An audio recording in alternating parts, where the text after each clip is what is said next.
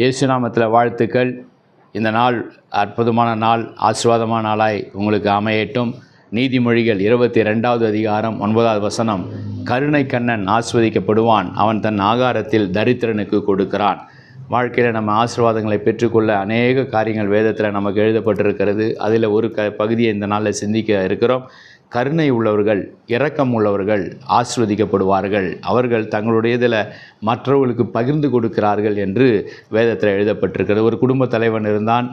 ஒவ்வொரு ஓய்வு நாளிலும் அவர் மார்க்கெட்டுக்கு போய் நல்ல மீன்களை வாங்கி அன்றைக்கு நல்ல மீன் குழம்பு வைத்து உண்ண வேண்டும் என்று விருப்பப்பட்டு பாக்கெட்டில் பணத்தை வைத்து கொண்டு சட்டை பையிலே அவர் பைகளை கைத்து கொண்டு மார்க்கெட்டுக்கு போகிறார்.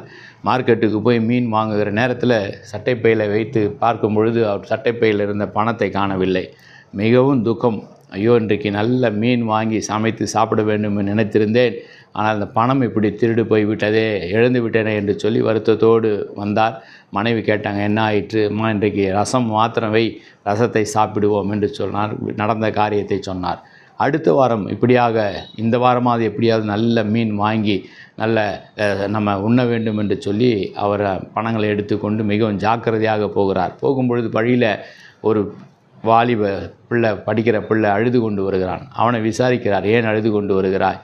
என்னுடைய பள்ளியிலிருந்து என்னை வெளியே போய்விட சொல்லிவிட்டார்கள், என்னுடைய ஃபீஸ் கட்டுறதில் பணங்கள் குறைகிறது, சற்று பணம் குறைந்தனால நீ இனி பள்ளிக்கு வர வேண்டாம் என்று சொல்லி அனுப்பிவிட்டார்கள் என்று சொன்ன உடனே இவர் உடனே என்ன சொன்னார்? எவ்வளவு பணம் என்று சொல்லும்போது இவர் பாக்கெட்டில் எவ்வளவு வைத்திருந்தாரோ அவ்வளவு பணங்கள் அவன் தேவை என்று அவன் சொல்கிறதை அறிந்தார். அவ்வளோ பணம் குறைவுபடுகிறது. உடனே இவர் தன்னுடைய பாக்கெட்டில் இருந்த பணத்தை கொடுத்து விட்டு போய் அந்த குறைவுபடுகிற அந்த பணத்தை கட்டி நீ பள்ளியிலே போய் சேர்ந்து கொள் என்று சொல்லி அவனை அனுப்பிவிட்டு சந்தோஷமாக வீட்டுக்கு திரும்பி வருகிறார்.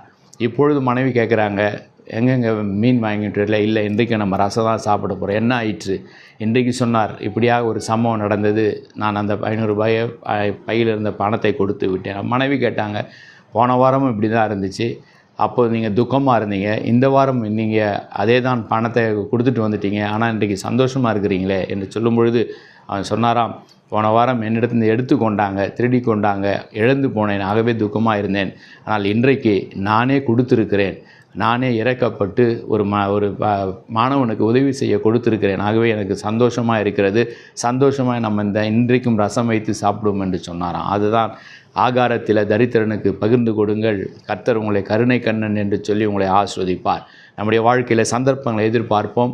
எந்த சந்தர்ப்பத்திலேயாவது ஏழை எளியவர்களுக்கு, திக்கற்றவர்களுக்கு, விதவைகளுக்கு உதவ முடியுமோ அந்த இடங்கள் நம்ம உதவுவோம். கர்த்தர் நிச்சயமாகவே உங்களையும் உங்கள் சந்ததிகளையும் ஆஸ்வதிப்பார். ஜெபிப்போம்.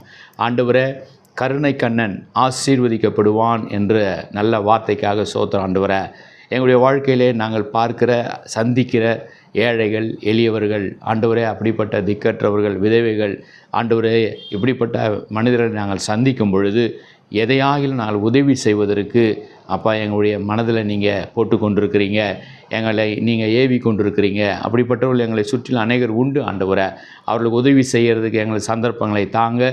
நாங்கள் உம்முடைய நாமத்தை மகிமைப்படுத்தும்படியாய், இயேசுவின் அன்பை வெளிப்படுத்தும்படியாய் அவர்களுக்கு உதவி செய்து அவர்களை ஆதரிக்க எங்களுக்கு கற்றுத்தாங்க.